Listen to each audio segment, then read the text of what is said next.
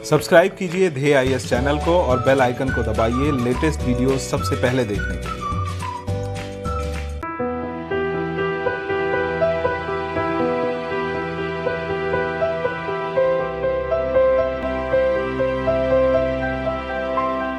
नमस्कार, मैं सुनील वर्मा ध्येय आईएएस टीम की ओर से आपका स्वागत करता हूं ध्येय टीवी पर। हम बात करेंगे डेली करंट अफेयर्स के अपने प्रोग्राम पर, जैसा कि हम प्रतिदिन करते आए हैं। आज के वीडियो में हम बात करेंगे गिलगित बाल्टिस्तान और पीओके के मुद्दे पर। गिलगित बाल्टिस्तान और पीओके का मुद्दा काफी जटिल मुद्दा है और आए दिन यह चर्चा में बना रहता है। हाल ही में आपने सुना होगा कि गिलगित बाल्टिस्तान को पाकिस्तान ने अपना 5वां प्रोविनेंस घोषित कर दिया। तो दरअसल समझने का प्रयास करेंगे कि गिलगित बाल्टिस्तान का मुद्दा है क्या, इसकी असल जड़ें कहां पर छुपी हुई हैं, और साथ ही साथ समझेंगे कि जो पाकिस्तान ने परिवर्तन किया है उसका क्या क्या परिणाम हो सकता है, उसने कौन सी संधियों का उल्लंघन किया है, और साथ ही ये समझने का प्रयास करेंगे कि क्या गिलगित बाल्टिस्तान और पीओके का एरिया भारत के कब्जे में आ सकता है कि नहीं। ये जो पूरा टॉपिक है काफी डिटेल डिस्कशन मांगता है, इसीलिए थोड़ा सा हम इसे डिटेल में डिस्कस करने का प्रयास करें। आइए इसको समझने का थोड़ा सा प्रयास करते हैं। अगर आप जम्मू कश्मीर और लद्दाख वाला जो क्षेत्र है उसका मैप देखेंगे तो कुछ इस रूप में दिखाई देगा, अर्थात एक तरफ यह आपका लद्दाख वाला क्षेत्र और दूसरी तरफ यह जम्मू कश्मीर वाला क्षेत्र। लेकिन अगर आप इस पर एक्चुअल कंट्रोल देखेंगे, अर्थात जो हमने यह मैप बनाया है इस पर एक्चुअल कंट्रोल किसका है उसको देखने का प्रयास करेंगे, तो आपको पता चलेगा कि जैसा यहां पर मैप दिखाया गया है वैसा नहीं है क्या कि भारत के कई क्षेत्रों पर चीन और पाकिस्तान ने कब्जा किया। यह जो अक्साई चीन वाला क्षेत्र देख रहे हैं यह चीन के कब्जे में है, अर्थात भारत का वह क्षेत्र है जिस पर चीन ने कब्जा किया हुआ। वहीं अगर थोड़ा सा इधर आएंगे तो आपको और एक क्षेत्र दिखाई देगा, गिलगित बाल्टिस्तान वाला क्षेत्र। यह गिलगित बाल्टिस्तान वाला क्षेत्र भी भारत का क्षेत्र है और यह पाकिस्तान के अधीन है, अर्थात पाकिस्तान ने इस पर कब्जा किया हुआ। इसी गिलगित बाल्टिस्तान का यह जो क्षेत्र है इसको पाकिस्तान ने चीन को गिफ्ट कर दिया है। सोचिए यह एरिया किसका है, हमारा है, आपका है, और इसको क्या किया हुआ है, पाकिस्तान ने चीन को गिफ्ट कर दिया है। क्यों गिफ्ट कर दिया? क्योंकि उसने हमारे क्षेत्र पर कब्जा किया था, अपने क्षेत्र को उसने नहीं दिया। अगर आप पश्चिम में देखेंगे तो पश्चिम में एक और क्षेत्र आपको दिखाई देगा, वह है पीओके अर्थात पाक ऑक्यूपाइड कश्मीर। पाक ऑक्यूपाइड कश्मीर, जैसा कि नाम से ही आपको पता है कि पाकिस्तान ने क्या किया है, ऑक्यूपाइड किया है, कब्जा किया है भारत के कश्मीर वाले क्षेत्र पर। तो कुल मिलाकर यह जो पूरा क्षेत्र है इससे जुड़े जो विवाद हैं यह डिटेल डिस्कशन मांगते हैं, तो इसलिए हम इसको थोड़ा सा डिटेल में समझने का प्रयास करेंगे। सबसे पहले हम थोड़ा सा गिलगित बाल्टिस्तान वाले क्षेत्र को समझने का प्रयास करते हैं। मैं पहले इसका ओवरव्यू दे रहा हूं जिससे आप टॉपिक से जुड़ जाएं, फिर मैं इसका पूरा बैकग्राउंड बताते हुए कब किस चरण में क्या क्या हुआ, यहां पर सिख साम्राज्य से अपनी स्टोरी प्रारंभ करते हुए वर्तमान तक हम इसको समझने का प्रयास करें। थोड़ा सा ओवरव्यू देख लीजिए, काफी इंपॉर्टेंट है। गिलगित बाल्टिस्तान भारत का वह हिस्सा है जिस पर पाकिस्तान ने कब्जा किया हुआ। यह जम्मू कश्मीर और पीओके के उत्तर में अवस्थित है, जैसा कि आपने मैप में देखा। इसकी जो सीमाएं हैं पश्चिम में देखेंगे तो खैबर पख्तूनवा के साथ, उत्तर में अफगानिस्तान के साथ, उत्तर पूर्व में चीन के सिंजियांग प्रांत के साथ और दक्षिण में जम्मू कश्मीर के साथ लगती हुई दिखाई देंगे। और इसके साथ इसका जो टोटल क्षेत्रफल अगर आप देखेंगे तो लगभग 72,971 वर्ग किलोमीटर दिखाई दे। इसकी जो अनुमानित जनसंख्या है वो 10 लाख से थोड़ी सी ज्यादा है, और जो इसका प्रशासनिक केंद्र है वह गिलगित शहर है। अब थोड़ा सा आप जो है कि गिलगित बाल्टिस्तान से थोड़ा सा जुड़ चुके हैं, तो अब थोड़ा सा इसको हम डिटेल मिनट्स के माध्यम से समझने का प्रयास करते हैं। थोड़ा सा बैकग्राउंड में जाएंगे जिससे आप इस टॉपिक की जटिलता और इसकी गहराई को समझ सकें। सिख साम्राज्य से यह स्टोरी प्रारंभ होती है, अर्थात सिख साम्राज्य पश्चिम उत्तर भारत का एक महत्वपूर्ण साम्राज्य था, जैसा कि आपको पता है। और इस साम्राज्य की जो नींव डाली गई थी वह 1799 में महाराजा रणजीत सिंह द्वारा लाहौर विजय के बाद डाली गई थी।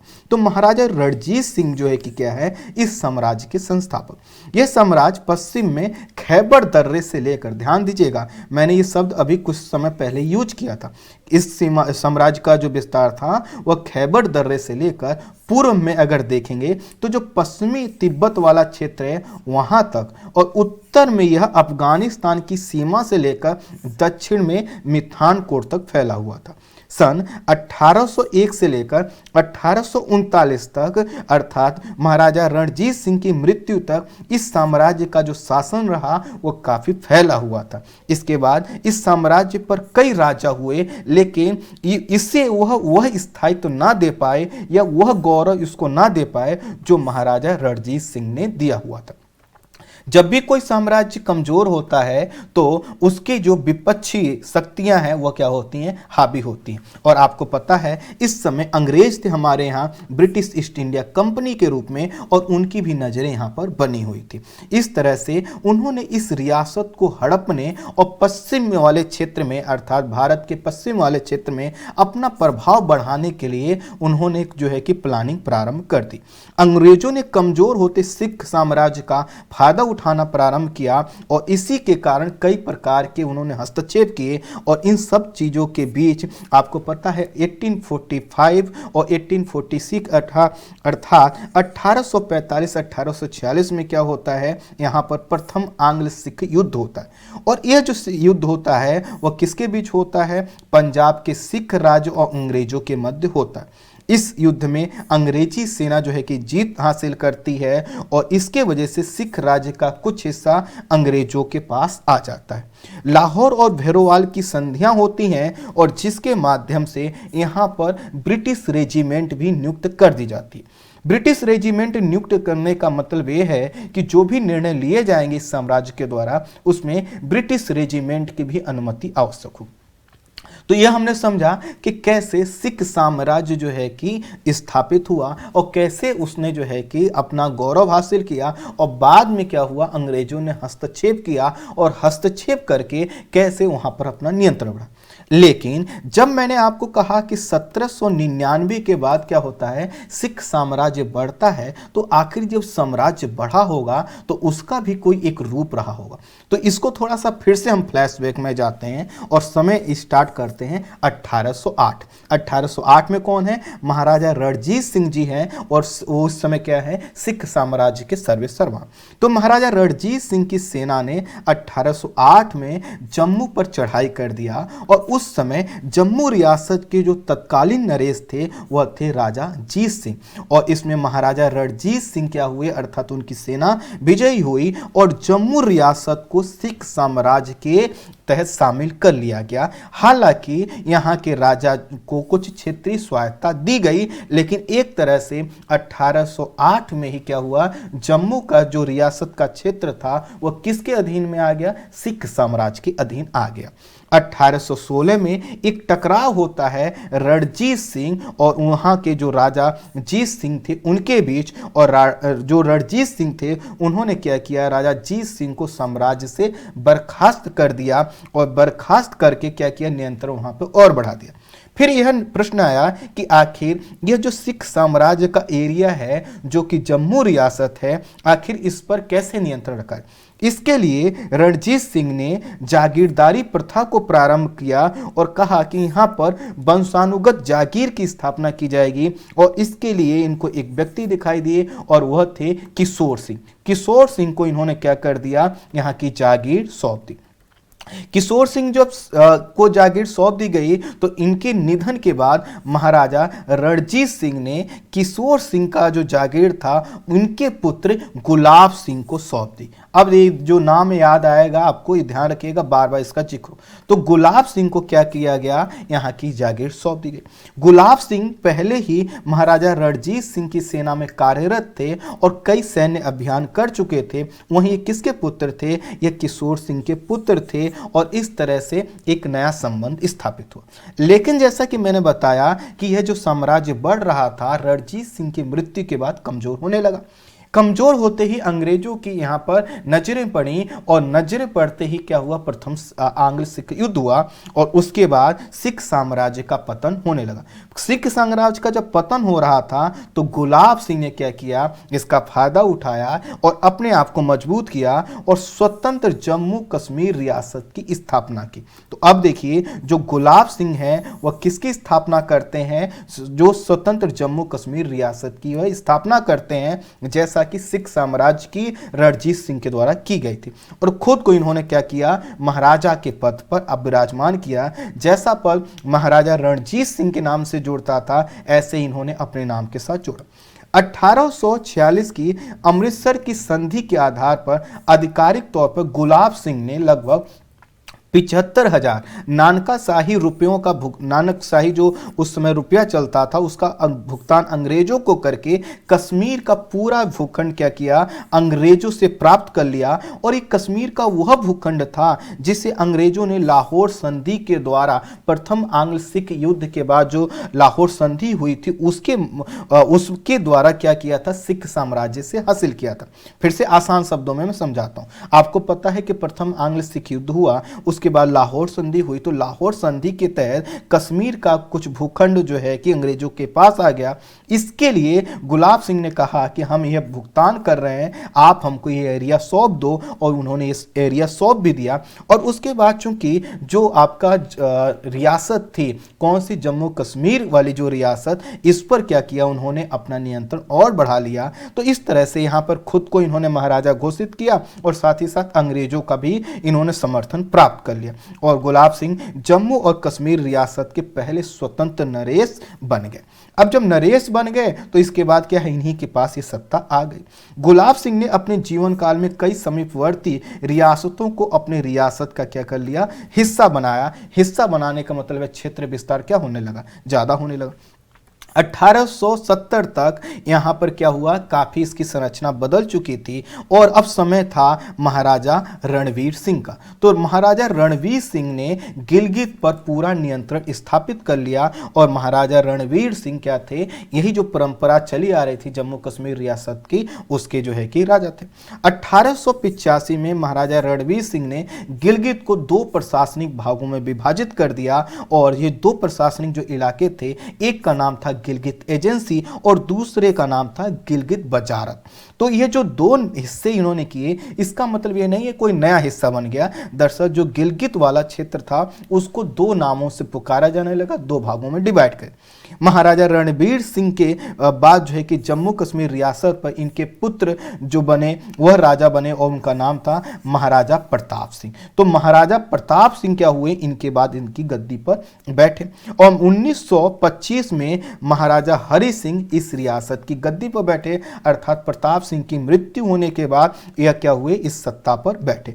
तो अब ये जो नाम आएगा यह आपके लिए जाना पहचाना होगा, हमेशा आप सुनते आए, हरि सिंह जी, जिन्होंने बाद में जम्मू कश्मीर रियासत का भारत में विलय किया था।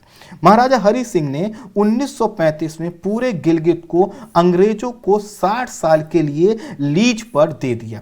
और ये 60 साल का समय था, कब से था, 1935 से लेकर 1995 तक का उन्होंने लीज पर देने का अंग्रेजों को जो है कि वादा किया और अंग्रेजों को लीज पर दे दिया।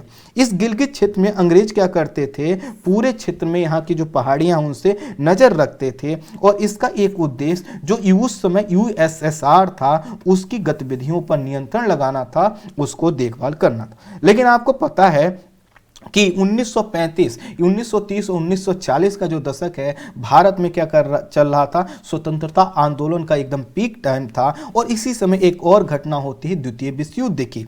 और द्वितीय विश्व युद्ध में अंग्रेजों की जो स्थिति थी, पहले आपको पता है जापान ने जब अपना जो है कि आक्रमण किया तो किस तरह की कंडीशन हुई। और साथ ही साथ भारत छोड़ो आंदोलन प्रारंभ हो गया। राष्ट्रीय आंदोलन का जो परिणति थी, आपने देखा होगा कि कई तरह की जो प्रशासनिक दिक्कतें थी वो आने लगी। तो अंग्रेजों ने कहा कि अब उनको क्या करना है, भारत छोड़ना ही पड़ेगा। तो भारत छोड़ने का उन्होंने निर्णय ले लिया।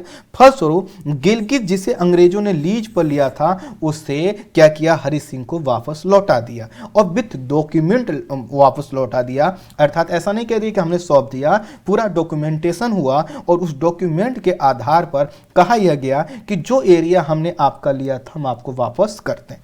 एरिया वापस करने का मतलब यह है कि जो एरिया मिला तो वह क्या था कि जो भी जम्मू कश्मीर रियासत का वह एरिया जो अंग्रेजों को सौंपा गया था, दोबारा क्या आ गया, महाराजा हरि सिंह के पास आ गया।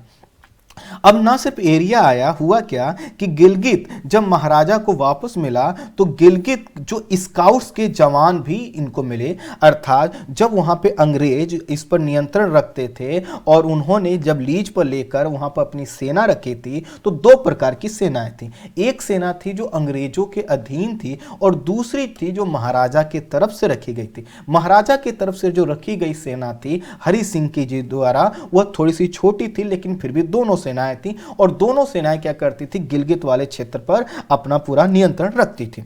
लेकिन जब क्या किया गया, गिलगित को दोबारा महाराजा हरि सिंह को सौंपा गया तो इनको गिलगित स्काउट्स भी मिला, अर्थात अंग्रेजों की फौज भी इनको मिली। और इनके ऊपर जो अंग्रेज अफसर थे उसमें से एक नाम था मेजर W.A. ब्राउन और दूसरा था कैप्टन A.S. मैथिसन। और ये भी दोनों क्या हुए, महाराज के हिस्से में आए फौज के अफसर थे। अर्थात महाराज से कहा गया कि आप इनके माध्यम से आप अपना खुद नियंत्रण रखिए, हमने जो लीज पर लिया था हम उसको वापस आपको कहते हैं। महाराजा हरि सिंह ने ब्रिगेडियर घनसार सिंह को यहाँ का गवर्नर बना दिया और इस तरह से यह उनके अधीन आ गया। इस समय जम्मू कश्मीर रियासत में जम्मू और कश्मीर की घाटी, लद्दाख क्षेत्र, गिलगित और उसके दक्षिण का जो बाल्टिस्तान वाला एरिया है वो भी क्या था, इसका हिस्सा था। अंग्रेजों ने अब भारत विभाजन के समय आपको पता है ये छूट दी थी कि वह जो रियासत हैं वह भारत का हिस्सा बन सकती हैं, पाकिस्तान का हिस्सा बन सकती हैं या फिर स्वतंत्र भी रह सकती हैं। यहाँ के रियासत अर्थात हरि सिंह जी ने निर्णय लिया कि वह स्वतंत्र रहेंगे। तो जब स्वतंत्र रहेंगे तो इनको क्या लगा कि हमारे पास अंग्रेजों की दी हुई फौज है, हमारी खुद की फौज है और हम क्या कर सकते हैं, स्वतंत्र रह सकते हैं। पाकिस्तान पहले से ही मांग कर रहा था कि कश्मीर रियासत उसका हिस्सा होना चाहिए, लेकिन ऐसा ना होने के कारण पाकिस्तान ने क्या किया, छद्म षड्यंत्र का सहारा लिया और यहां पर कबायली घुसपैठ कराना प्रारंभ कर दिया। तो जो कबायली घुसपैठ थे क्या थे, लड़ाके थे जो कबायली इलाके में आने वाले लोगों की वेशभूषा में थे, लेकिन थे क्या, ये पाकिस्तानी सेना के ही लोग थे जो कबायली भेष में प्रवेश करवाए गए थे। पहला जो बड़ा कबायली हमला हुआ वह हुआ 22 अक्टूबर 1947। 22 अक्टूबर 1947 आप समझ सकते हैं देश की आज़ादी का कौन सा दिन आपको होता। इसके बाद यहाँ हमले बढ़ते गए और महाराजा की जो सेना थी वह इन हमलों को सामना नहीं कर पा रही थी और इस हमले को रोकने में असफल रही थी। और तो कई प्रकार की अत्याचार भी ये कबायली सेना के द्वारा किए जा रहे थे। अर्थात जो महाराजा की सेना थी वो असफल हो रही थी तो दूसरी तरफ जो कबायली सेना थी उसके अत्याचार बढ़ते जा रहे थे। कबायली फौज श्रीनगर की ओर बढ़ने लगी और जो गैर मुस्लिम समुदाय के लोग थे उनकी हत्या की जाने लगी, लूटपाट की जाने लगी। तो महाराजा हरि सिंह को भी क्या हुआ, 25 अक्टूबर को श्रीनगर शहर छोड़कर भागना पड़ा और जम्मू के महल में उनको शरण लेनी पड़ी। जब इन्होंने शरण ली तो इन्होंने कहा कि हम कश्मीर हार गए हैं, ये कहा गया था महाराजा हरि सिंह के द्वारा। हरि सिंह ने भारत से सैनिक मदद की मांग की, जिस पर भारत का यह कहना था कि जब हम इसमें तब तक हस्तक्षेप नहीं कर सकते हैं जब तक आप भारत में इसका विलय ना कर दें, क्योंकि इससे क्या लगेगा कि भारत क्या कर रहा है, युद्ध में या आपके क्षेत्र में घुस रहा है। अंततः हरि सिंह ने क्या किया, भारत में विलय करने का निर्णय लिया और उस समय के जो गृह मंत्रालय के सचिव बीपी मेनन थे उनके साथ 26 अक्टूबर 1947 अर्थात आप देख रहे होंगे 22 अक्टूबर को हमला होता है, 26 अक्टूबर 1947 को पूरे रियासत का विलय करने का इन्होंने निर्णय लिया। 27 अक्टूबर 1947 को सुबह ही तड़के में ही भारतीय सेना को कश्मीर की ओर बढ़ा दिया गया।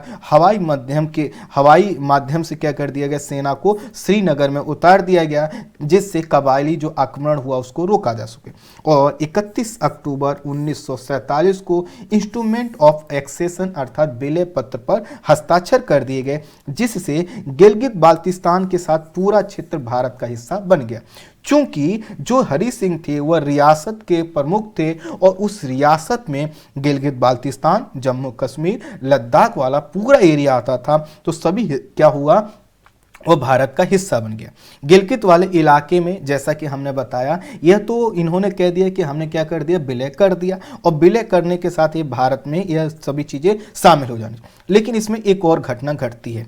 गिलगित इलाके में जैसा कि हमने बताया, अंग्रेजों ने क्या कर रखा था, अपने जो है कि सेना तैयार कर रखा था, सेना रख रखा था, और जब इनको लीज पर वापस किया गया था तो हमने बताया था कि अंग्रेजों के कुछ सैनिक और कुछ अधिकारी भी दिए गए थे महाराजा को। तो अंग्रेज सेना के जो उस समय अधिकारी थे, जिसका मैंने नाम लिया था W.A. ब्राउन, इसने क्या किया, महाराजा से गद्दारी करते हुए यहाँ के गवर्नर जो ब्रिगेडियर घनसार सिंह थे, इनको पकड़कर जेल में डाल दिया तथा पेशावर अर्थात पाकिस्तान में अपने अंग्रेज सीनियर अधिकारी लेफ्टिनेंट कर्नल रीजन बेकन को खबर दी कि गिलगित पाकिस्तान का हिस्सा बनने जा रहा है। और इस तरह से उसने क्या किया, 2 नवंबर को यहाँ पर ब्राउन ने पाकिस्तान का झंडा भी फहरा दिया। एक तरफ क्या हुआ, रियासत के प्रमुख ने कहा कि हम क्या करते हैं, पूरे रियासत का भारत में विलय करते हैं। दूसरे तरफ जो अंग्रेज सेना अधिकारी W.A. ब्राउन था, उसने क्या किया, महाराजा से गद्दारी करते हुए वहां के जो गवर्नर नियुक्त किए गए थे ब्रिगेडियर घनसार सिंह को क्या कर दिया, जेल में बंद कर दिया। और उसने कहा कि ये एरिया क्या किया जाता है, पाकिस्तान का हिस्सा बनाया जाता है। और 2 नवंबर को उसने क्या कर दिया, इस पर झंडा भी फहरा दिया। तो अब इससे क्या हुआ कि एक चीज समझ में आ गई कि जो गिलगित बाल्टिस्तान वाले क्षेत्र पर अगर कब्जा आपको करना है तो आपको लंबी लड़ाई लड़नी थी। लेकिन उस समय की जो परिस्थितियां थी, आप समझ पा रहे होंगे कितनी जटिल रही होंगी, और वहां पर बहुत कुछ नहीं हम कर पाए।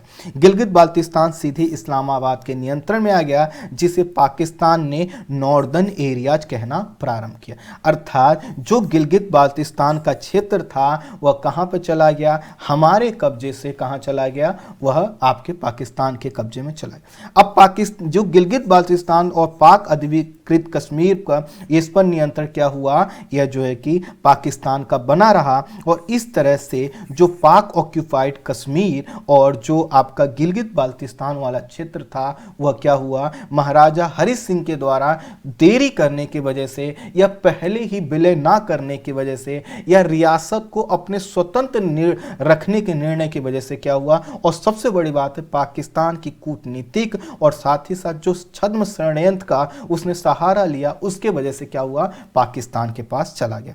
पाकिस्तान में पाक अधिकृत कश्मीर के लिए अलग संविधान का निर्माण करवाया गया, जहां इस्लामाबाद के इशारे पर चलने वाली कठपुतली सरकार रखी जाती।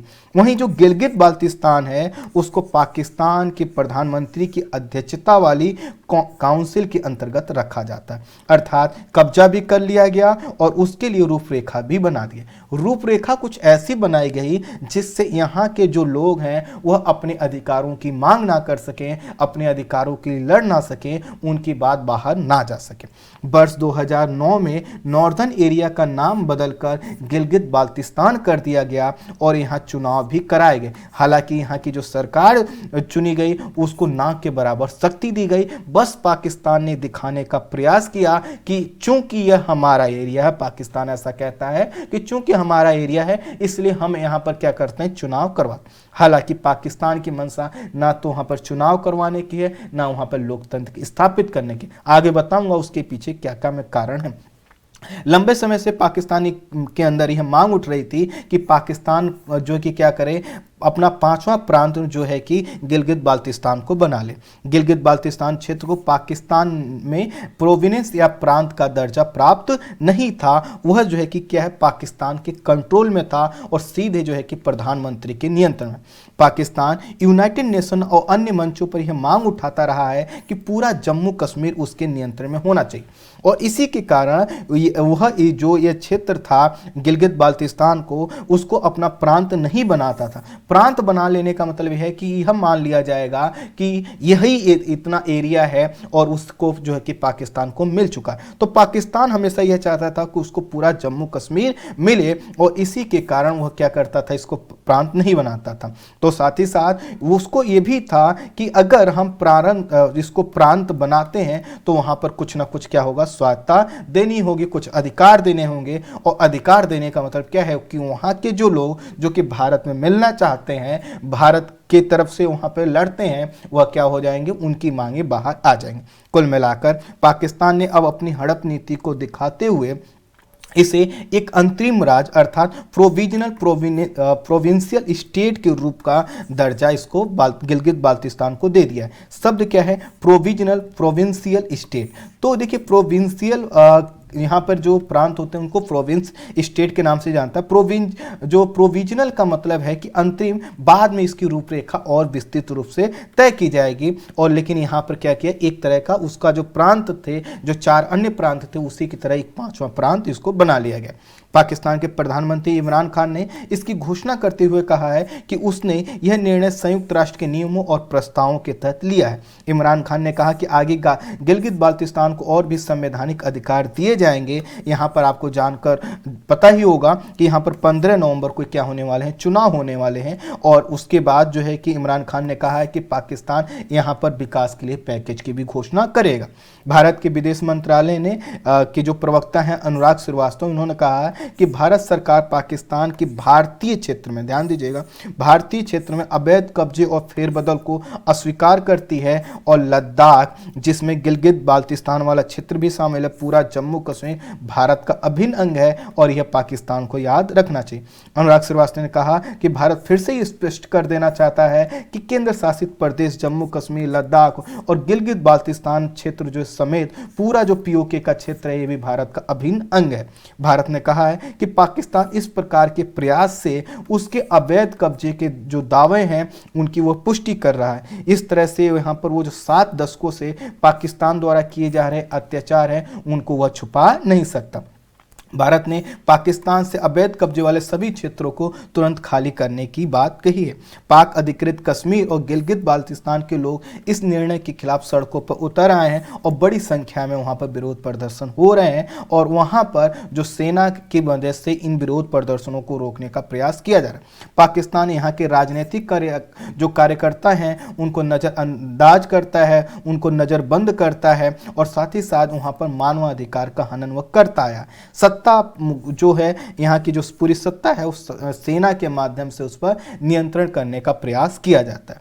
और यहाँ पर जो मानवाधिकार का मुद्दा है, यह हम ही सिर्फ नहीं कह रहे हैं, वहाँ के लोग कहते हैं, अंतर्राष्ट्रीय मीडिया कहती है और यूएनएचआरसी की रिपोर्ट भी कहती है। यूएनएचआरसी की जो 44th जो सेशन चल रहा था उसमें ये बात उठाई गई थी कि पाकिस्तान की सेना और सरकार यहाँ के लोगों को गिरफ्तार कर मनमाने तरीके से यातनाएं देती है। तो दरअसल यहाँ पे है क्या कि पाकिस्तान का एक ही एजेंडा है और वह एजेंडा है कि जो भी यहाँ पर लोग हैं, जो क्षेत्र हैं, सब पर किसी न किसी तरह से अपना नियंत्रण रखा जाए। यहाँ बाहर से लाकर लोगों को बलपूर्वक बसाया जा रहा है जिससे यहाँ की जनसांख्यिकी परिवर्तित हो सके और जो बाहर से लोग आकर बसेंगे ऑब्वियसली वो पाकिस्तान के होंगे तो पाकिस्तान के हित की बात करें और पाकिस्तान समर्थक लोगों का अनुपात बढ़े। लेकिन यहाँ पर जो लोग हैं वह अपनी आज़ादी के लिए संघर्ष कर रहे हैं। हालांकि कि यहाँ पे लोगों को बसाने की जो घटना है वो कोई नई नहीं है। 1984 के बाद ही कोई भी पाकिस्तानी व्यक्ति यहाँ पर आकर क्या कर सकता है, जमीन खरीद सकता।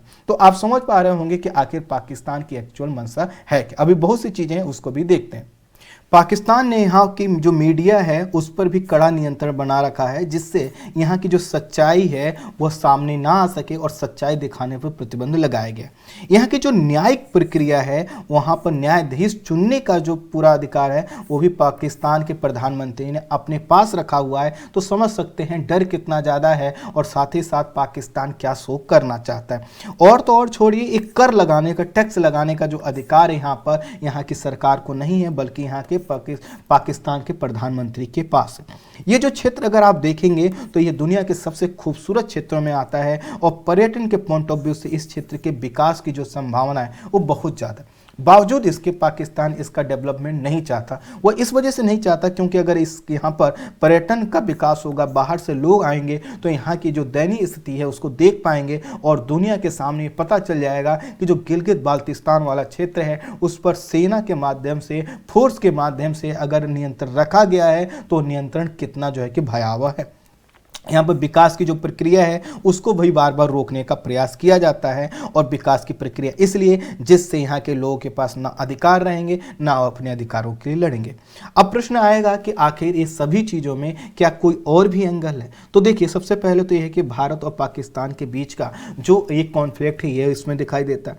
इस मुद्दे को लेकर जो कि संयुक्त राष्ट्र संघ में भी मुद्दा ये उठ चुका है, उसमें जम्मू कश्मीर का मुद्दा है, उस पर मैंने अलग से बात कर रखा है। उस पर भी जो है कि कई तरह की बातें हैं।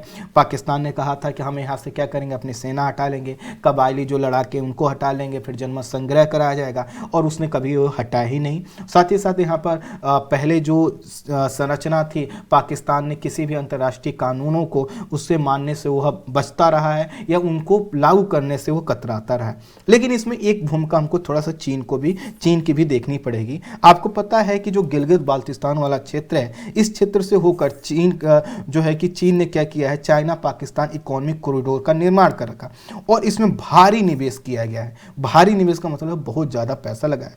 तो चीन की हमेशा यह डर रहता है कि कहीं ऐसा ना हो कि भारत इस पर जो है कि नियंत्रण कर ले, जिससे क्या होगा, चाइना पाकिस्तान इकोनॉमिक कॉरिडोर प्रभावित हो सकता है। इसलिए पाकिस्तान बार बार चीन को आश्वस्त करता रहता है कि आपको घबराने की जरूरत नहीं है, हम जो भी उपाय होंगे हम सब करें, और उन्हीं उपायों के तहत कहा जा रहा है कि ऐसा किया गया। अब थोड़ा सा इसको भी देख लीजिए। आप देख पा रहे होंगे कि यह देखिए जो गिलगित बाल्टिस्तान वाला क्षेत्र है उसके साउथ में देखेंगे तो पीओके है, और ये देखिए आपका यह चाइना जो चाइना पाकिस्तान का इकोनॉमिक कॉरिडोर है उसको देख सकते हैं, और इसको देखेंगे तो ये आपको ग्वादर तक जाता है। अर्थात चाइना इधर से होकर क्या करता है, अपना लैंड के माध्यम से सभी सामानों का व्यापार वो करता है, और इस तरह से वो व्यापार करके क्या करता है, काफ़ी ज़्यादा दूरी को बचा लेता है। लेकिन ये अगर आप देख पा रहे होंगे तो कहाँ से जा रहा है, उसी गिलगित बाल्टिस्तान वाले क्षेत्र से जा रहा है। और देखिए थोड़ा सा इस चीज़ को और थोड़ा गंभीरता से और डिटेल में समझते हैं। Major projects of China Pakistan economic corridor.